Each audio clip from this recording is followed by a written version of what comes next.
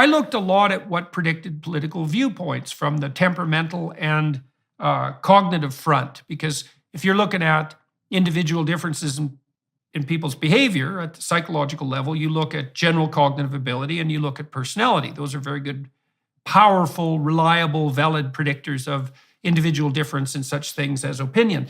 And the biggest predictor of liberal left belief is trait openness, which is the creativity dimension. And which is why, for example, leftist ideas are rife in places like Hollywood. But what's so bloody perverse about this is that people who are high in openness, first of all they really have to offer is the fact that they can think 10 different things at the same time.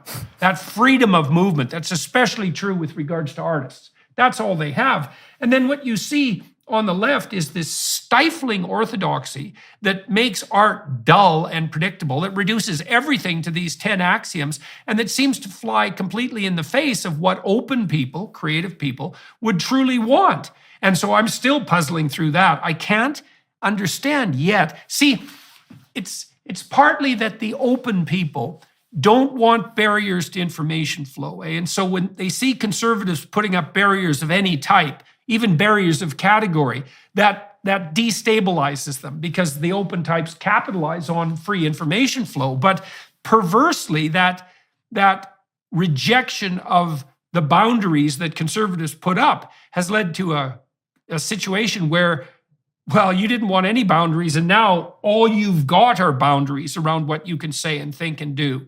And I can't see how that can sustain itself for any length of time on the artistic front, because, well, it'll do the whole enterprise in, but it's got to just stifle the hell out of creative producers. Yeah, and I felt that in my time working in the documentary film world.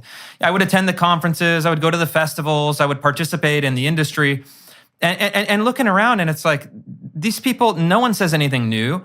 The festival programmers are pure ideology. You look at the catalog of films for any kind of A-list film festival in the last 10 years, and it looks like a social justice syllabus. It's the kind of transgender basket weavers of Madagascar. I mean, it's like these things that are so niche, so absurd, and then they're only propped up because, again, these are artificial economies.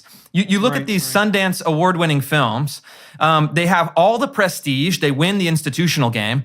But then you put them on the marketplace. You look at like an Amazon film rentals. They have like 3 reviews at 2 stars. Nobody's watching this stuff. Nobody cares. It has no actual organic audience. And then one of the big distinctions that I see is it's this kind of artificial culture versus a true organic culture. And we've created an artificial culture that is high in openness maybe, but really high in intellectualism and verbal ability. And Machiavelli had the distinction. He had 2 archetypes. There's the lion and the fox. The fox is highly intelligent, adaptable, open, verbally very proficient. The lion is strong, tough, setting standards, kind of the strong, quiet type. And I think that it's kind of a proxy maybe for left and right. But the conservative movement needs people that have the more kind of fox attributes as well. Because look, we're in a postmodern world. We're in an information economy. You have to be able to do the ideological fights with a sense of skill, with a sense of sophistication, with a sense of narrative. And so that's what I think we need. We need folks like that also recognize the value of the kind of the lion mindset, which is saying we want to have standards, we want to have institutions, we want to transmit values from one generation to the next. We want to appeal to human universals. We want to respect our past and our culture. But we also have to kind of do battle in the world as it exists today. And conservatives have been really, frankly, awful at that. They thought for many years, oh, well, we're just going to say, wave the flag and say America is great. That's not enough. We actually have to engage. We have to outflank these folks. Conservatives could leave it implicit. Right. And a lot of what conservatism is about is what's implicit, right? And because the conservative mantra, in some sense, is rely on what's implicit. Rely on what everyone already accepts as self-evident and of value. The problem now is that all of that is up for question, including, for example, things as fundamental as what constitutes a woman and a man. And so it means the conservatives have to make their ethos explicit, and they have to start putting it forward as a vision. And that's very hard for conservatives because, by and large, they're not visionary. Because the Right. visionary types are the open types. Now, you've seen this weird transgressive reversal on that front. Like, one of the first things that really struck me as indicative of how upside down everything was, well, first of all, Rush Limbaugh. When I first encountered him like 25 years ago, I thought, this guy's a comedian. And he was a comedian. And people took him dead seriously, but he was a comedian. He was a satirist. And I thought, how the hell did the conservatives get the satirist? That's a very strange thing. And he was unbelievably influential. And then in more recent years, you have these unbelievably strange occurrences like the Babylon Bee. It's like, okay, let me get this right. You're conservative, traditionalist, evangelical Christian, and you're doing satire? It's like, where the hell are we? Because we're not in any world I understand. But I think it is an indication of the need. Well, and you see the Daily Wire Plus doing something like this too, right? They're starting to get interested in the cultural milieu, which is not the normal place that conservatives play, because that's where the artists are, and they tend to be on the left. And so this is calling for a real radical reshaping, even of how we conceptualize the political landscape at as level as fundamental as that of temperament itself. It's true, but at the same time, I think that, Aristophanes, the Greek satirist, Greek humorist, was a conservative, right? He was making fun of the kind of very abstract folks. He was making fun of the philosophers of the time, kind of lampooning them. So there is a tradition, but I think since the 1960s, we've become so used to this idea that art can only be left-wing, free speech can only be left-wing, freedom can only be a left-wing value.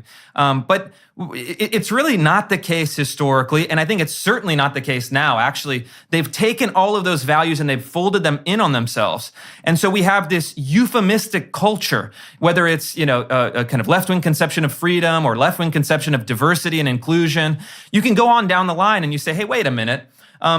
You're not actually meaning what you say you mean. All of these things have to be lampooned, they have to be exposed, they have to be ridiculed. And that's why I think something like the Babylon Bee is successful.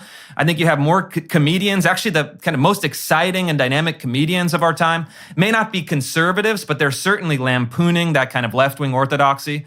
And so we're seeing the shift now, and it's because the left has institutional control. Look, government agencies, universities, K through 12 schools, prestige media organizations. If you understand the culture, and I think I've documented this in my reporting over the last few years, this is pure left-wing ideology. It's the kind of identity politics. It's the Angela Davis style of activism. It's kind of the critical theory style of assessing society from Marcuse and others. This is the establishment. And so as the kind of anti-establishment became the establishment, really with the baby boomer generation, we live in a new world. And conservatives, unfortunately, still act like, the world is run by, the guys sitting around the country club table. That's not true at all. The world is run by, the PBS employees, the NPR employees, the New York Times employees. Berkeley graduates. Berkeley grads. And look, I know these folks. I have a good relationship with a lot of people in left-wing media, which is surprising to folks. But I've worked with them. They've come to visit me at my home. They've done profiles, et cetera. I've talked to them on the phone for stories. A lot of these folks actually agree with us. They probably don't agree with my style. They don't agree with my approach. They probably think it's a little bit barbarian, my level of aggression and assertiveness. And they'll tell me, behind the scenes, behind closed doors, say, I think you're right. I think this stuff is crazy. It's gone too far. I certainly want my kids to be indoctrinated in this. But I can't say anything because I have, my position at the newspaper. I have my position in academia. I'm coward is really the fundamental issue there. I think that's right.